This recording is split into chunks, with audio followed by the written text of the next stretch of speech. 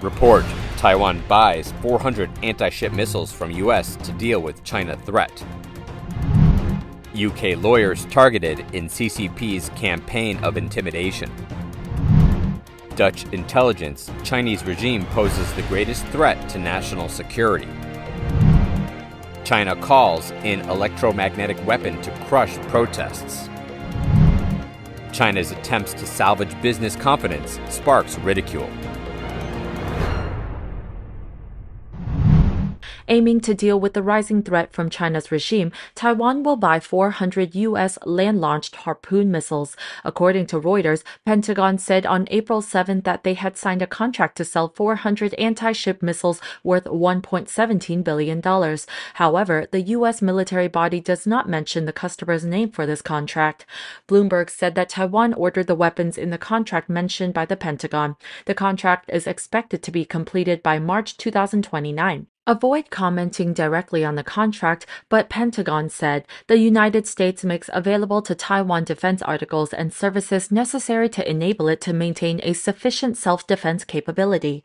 In 2020, Taiwan announced it planned to purchase land-based Boeing-made Harpoon anti-ship missiles to bolster its defense capabilities. When asked about the contract in a regular media conference, Taiwan Defense Ministry spokesperson Sun Lifang said that his ministry once revealed Taiwan's plan to buy the weapon. The spokesman also added that Taiwan was confident that the contract would be delivered on schedule. In the meeting with Taiwanese President Tsai Ing-wen this month, U.S. House of Representatives Speaker Kevin McCarthy emphasized the need to accelerate arms deliveries to Taiwan in the face of growing threats from the Chinese Communist Party regime.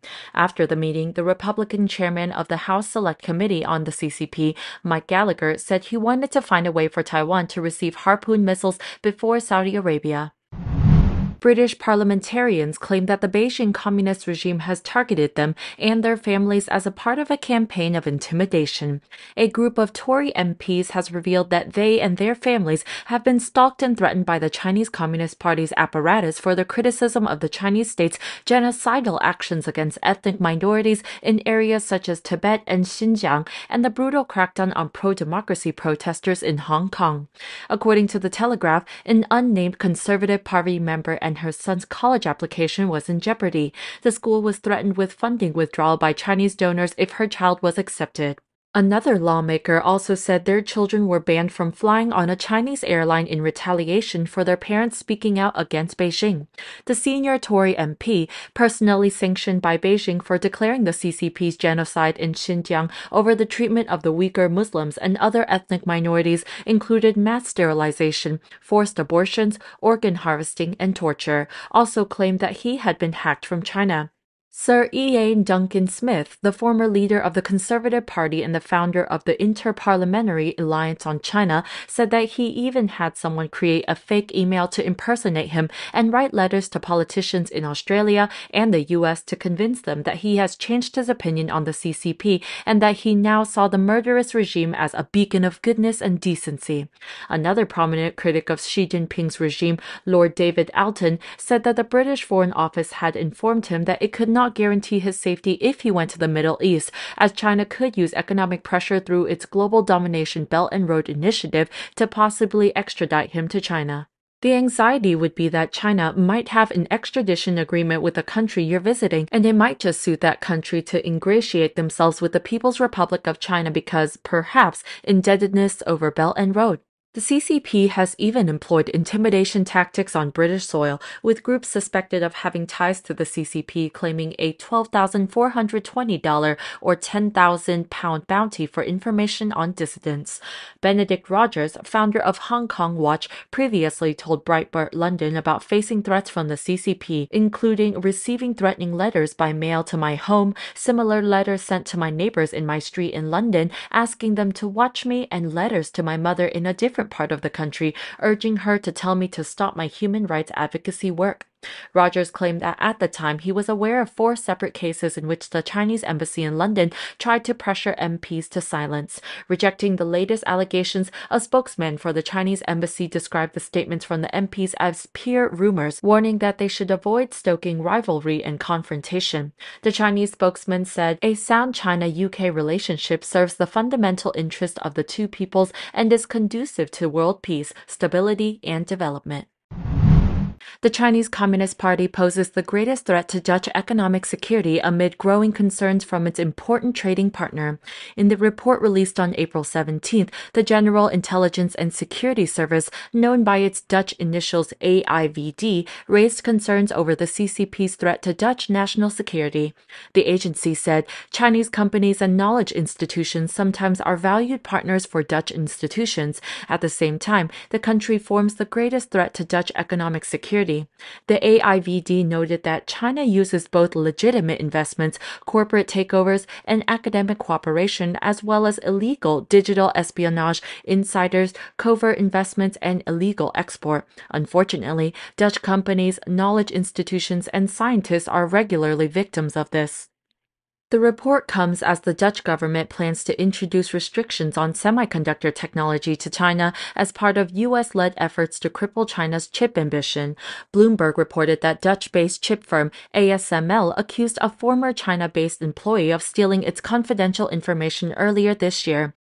ASML is the world's top lithography machine supplier for computer chips. Last October, the U.S. imposed control restrictions on exports of chip-making equipment to China. The move from Washington aims to cut off China's access to chips used in artificial intelligence and supercomputing that the CCP exploits to build its chip industry and enhance its military.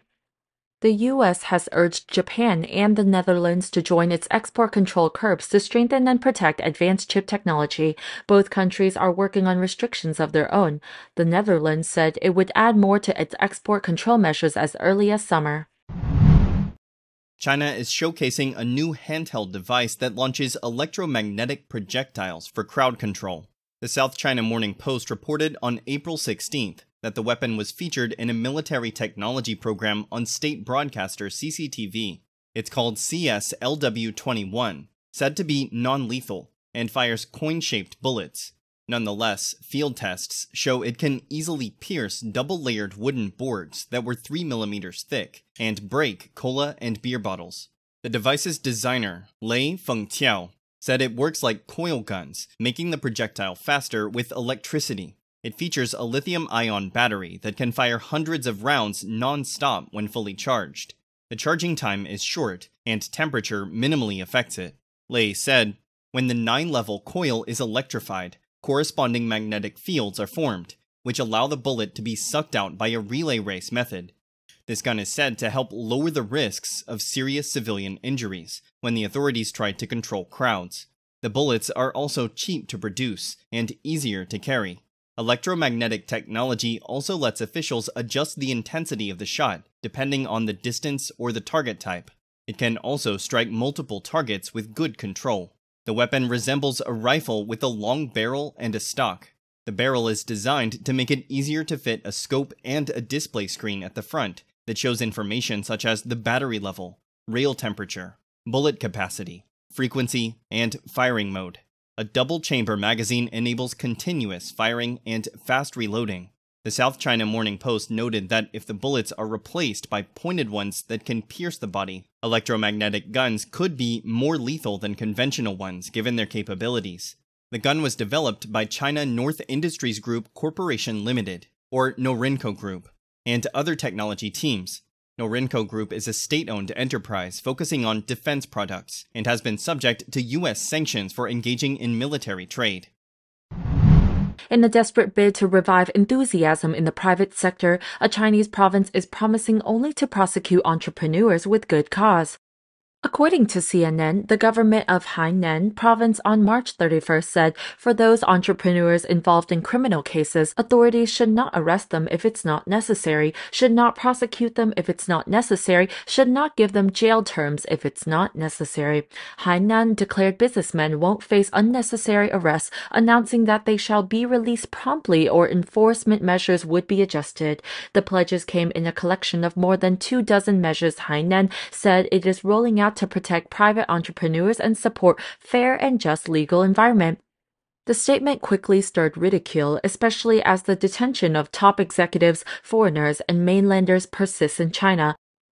Most notable recently are the disappearance of China Renaissance founder Bao Fan and an unnamed executive of Japanese drug maker Astellas Pharma. Reuters on March 24th also reported the arrest of 5 Chinese staff of U.S. due diligence firm Mintz Group. Some people criticized the move on social media as it implied the CCP had been arresting people at will and that entrepreneurs could now enjoy extrajudicial rights. The social media post, since taken down, added any private business owner with normal senses first reaction after seeing this policy would say, damn, this is obviously a trap. Even experts are critical. A senior fellow at the Jamestown Foundation, Willie Lam, told CNN the Chinese Communist Party government is trying to turn Hainan Island into a fully open zone. However, the statement by Hainan authorities underscores the arbitrary nature of Chinese laws even regarding multi-million yuan private bosses. Nicholas Lardy, a senior fellow at the Peterson Institute for International Economics, said the statement alone would have little effect. He said actions such as reducing the role of the Chinese Communist Party in the economy will speak louder than words. According to CNN, official data shows that state-led investment grew much faster in the first 2 months of this year than private investment compared to 2022. State investment jumped 10.5%, while private investment barely rose 0.8%. In 2022, state investment increased by 10.1%, while private investment gleaned a mere 0.9%.